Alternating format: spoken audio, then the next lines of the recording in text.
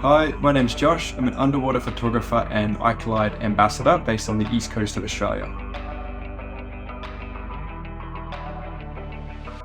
The Z8, in my opinion, is really a well-suited camera for anyone that's just looking to get the very best out of their underwater photos or videos.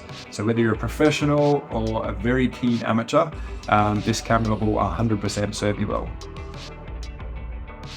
There were a few reasons why I wanted to transition from the D850 to the Z8. It was about time to go mirrorless, but I didn't really feel like Nikon had a camera available that really warranted the expense that comes with an upgrade. When they released the Z8, the camera was boasting improvements with autofocus, low light capabilities, and video, and it really got my interest, and I just decided it was time to make the change. So the autofocusing on the Z8 is light years ahead of the D850, not just in terms of the speed of the autofocusing, but also just the level of customization that you have available. Just using modes like the 3D tracking, animal detection, they really make a huge difference underwater to make it very easy to lock focus on your subject, be swimming alongside, and just trust that your camera is going to maintain focus of that animal, and you can just fire at will and trust that you're going to nail the shot. Low light performance on the Z8 is another big improvement over the D850. Where I was lucky to test this camera was on the Great Barrier Reef, and I had the ability to do some pre-sunrise snorkels to photograph some sea turtles. I found the focus of this camera, even in very low light, even in pretty much black water, it was still able to lock onto subjects very easily, and it led to some really cool compositions. The other thing that's really impressive of the Z8 is its dynamic range. As someone who photographs a lot of sunburst images in early morning or late afternoon, this is a big advantage for me. It was able to pick up like the brightest of brights of the sun rays, as well as deep shadows down below to create some pretty cool images. So I had a couple of concerns before transitioning to the mirrorless from the DSLR. The two main ones that I had was having to use the F-to-Z adapter to use one of my favorite lenses, the 8 to 15mm fisheye lens. I was very happy to see upon using the camera that this adapter does not impact the autofocusing speeds or the image quality of the lens at all. It was a concern that I had, but it absolutely was not warranted. The other concern that I had was the battery life of the Z8. So mirrorless systems known to have less battery life than DSLRs, and I saw online that it was listed at something like 350 shots per charge, which for me, that would be an issue.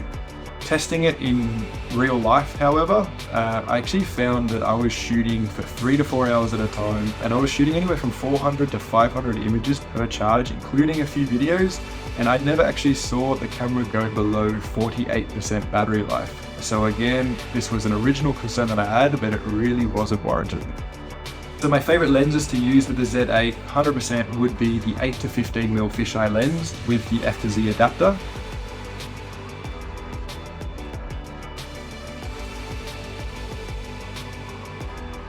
The other lens that I actually had a chance to shoot was the 14 to 30mm native Z lens. This lens is a rectilinear lens, and it has a really useful zoom. Between 14 and 30 is a great focal length to work with.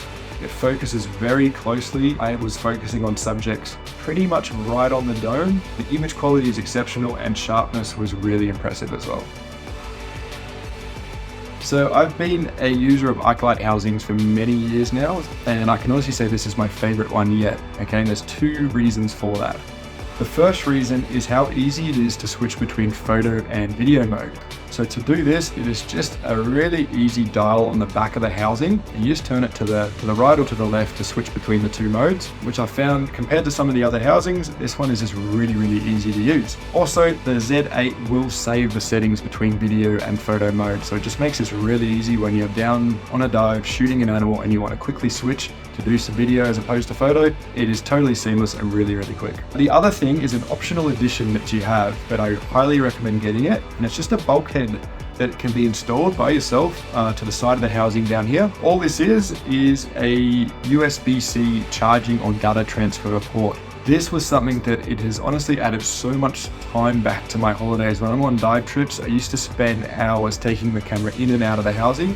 Having this simple bulkhead here, I can attach the USB-C cord through the camera on the inside of the housing, and I can charge it up or download files. Personally, I found that setting it to charge was the best way to go. With a big enough memory card, I was able to keep the camera in the housing for up to 3 days before I had to even consider taking the camera out to do any kind of maintenance or data transfer.